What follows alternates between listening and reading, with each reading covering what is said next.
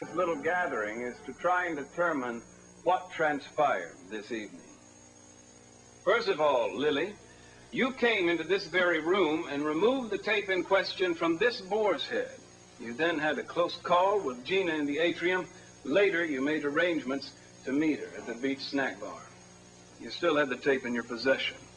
I don't think anyone here, with the possible exception of Ted and Haley, will deny knowing at least that much.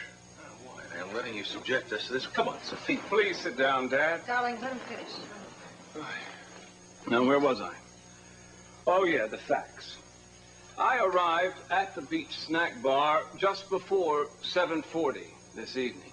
As I walked toward the bar, I heard a gunshot. I then heard footsteps coming from behind me. It was very foggy, but I turned and managed to get a glimpse of a woman leaving the scene. That would be you, Sophia. Unfortunately, you chose a muddy escape route, accounting for those telltale footprints. I tried to follow you, but immediately heard the sound of breaking glass behind me. I turned toward it and saw the silhouette of a tall man leaving the scene. That would certainly account for your cut hand, Dad. I've already established that I saw Keith's car speeding away from the scene. In pursuit of Sophia. That has also been established. What about Lily? I didn't actually see Lily, but thought I heard her heels clicking on the walk.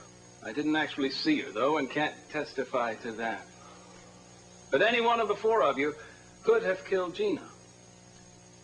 Since you've been gracious enough to give us the use of this room, Dad, we'll start with you. After all, you had the most powerful motive for wanting her dead. If you could retrieve that tape, not only would you be able to clear your daughter of a murder charge, but you wouldn't have to marry the hated Gina. You had one of your guns from your extensive collection, just in case Gina was going to be difficult. Gina arrived and you confronted her. You'd somehow gotten the tape from Lily by then, and she taunted you with it as only Gina could, until she realized you were serious. You're a viper. You're a parasitic creature that should be exterminated. And no one in Santa Barbara blamed me for killing you. Don't do anything stupid, Cece. I was going to give you the tape all along. I was just playing with you, that's all. I think you better give it to me. I won't hesitate to use it.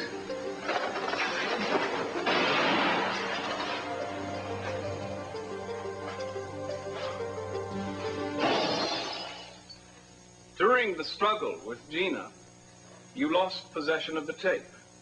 You came back to get it and saw me kneeling over the body. You waited for me to go for the tape. You struck me over the head, took the tape, dragging the body away. Oh, Mason, that's a damn lie. You know I didn't kill Gina. Not a lie, Dad. It's a hypothesis. There's a difference, isn't there, Keith? I used to think so. So why don't you tell me your version of the story, Dad? All right. I did go down to the beach bar. I knew Lily was there. And you told me that she had the tape. It was a very foggy night.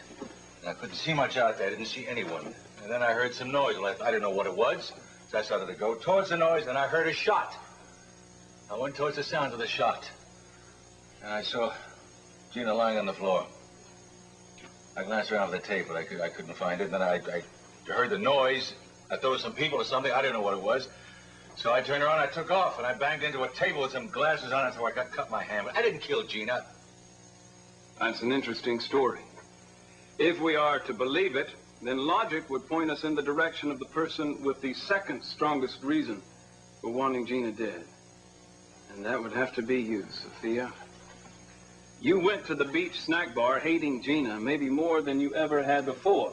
And that's saying a great deal. Perhaps you took a gun from Dad's collection. You managed to get one somehow. You didn't waste any time in telling Gina that you wanted the tape. You said you wouldn't allow her to punish Kelly, and you wouldn't allow Dad to. I will not allow Cece to be forced into marrying you. I may be forcing him into marry you, but I won't have to force him into my bed, Sophia. I'm sure Cece is telling you he's not going to touch me and that he's dreading spending those 6 months away from you. But I hope you're not buying.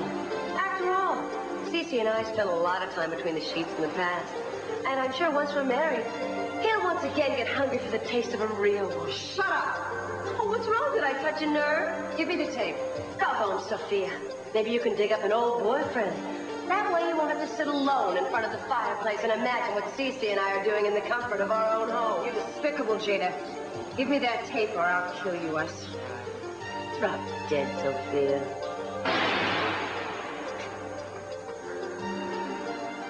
And Gina fell, mortally wounded. You rushed away and then stopped, realizing that you didn't have what you'd come there for.